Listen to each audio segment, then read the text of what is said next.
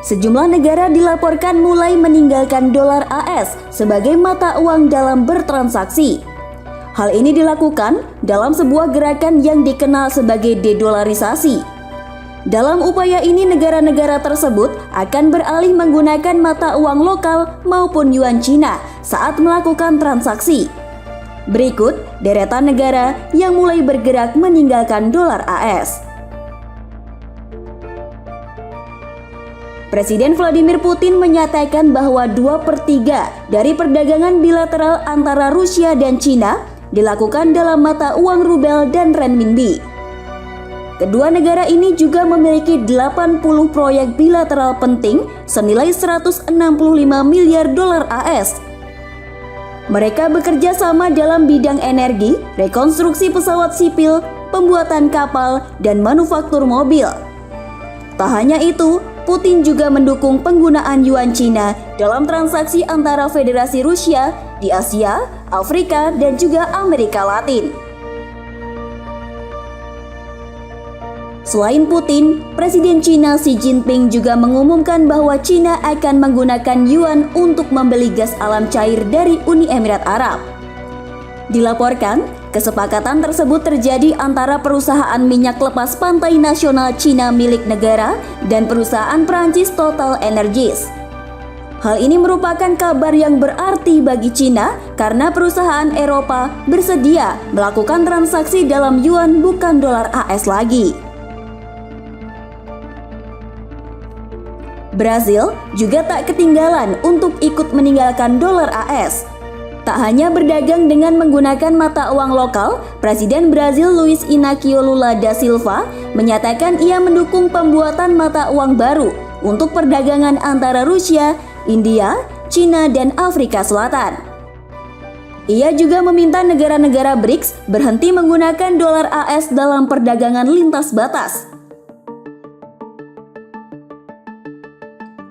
Selain Brazil, Argentina juga ikut meninggalkan dolar AS. Diketahui sejak April lalu Argentina telah berdagang dengan Cina dengan menggunakan mata uang yuan. Menteri Ekonomi Argentina, Sergio Massa, menyatakan negara tersebut membayar impor Cina dalam yuan untuk menjaga cadangan dana internasionalnya. Argentina sendiri tengah berjuang melawan krisis cadangan dolar AS di tengah penurunan tajam ekspor pertanian akibat kekeringan bersejarah serta ketidakpastian politik menjelang pemilu di negaranya.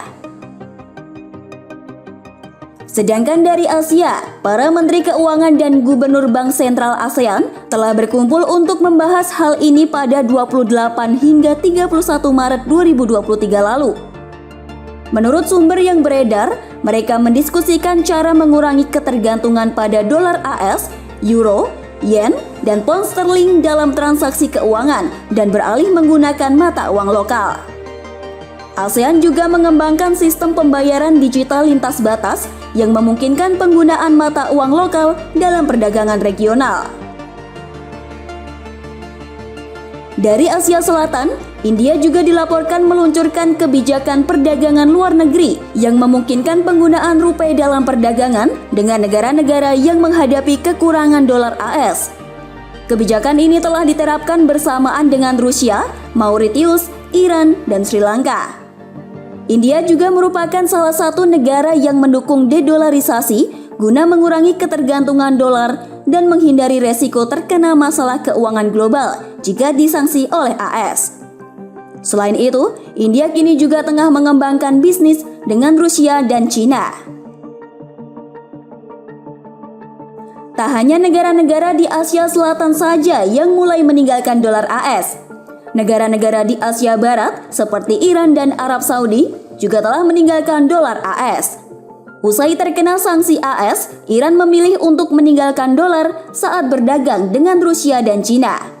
Sementara Arab Saudi dan negara anggota Organisasi Negara-negara Pengekspor Minyak Bumi atau OPEC beralih menggunakan kontrak petrodolar dalam bertransaksi minyak.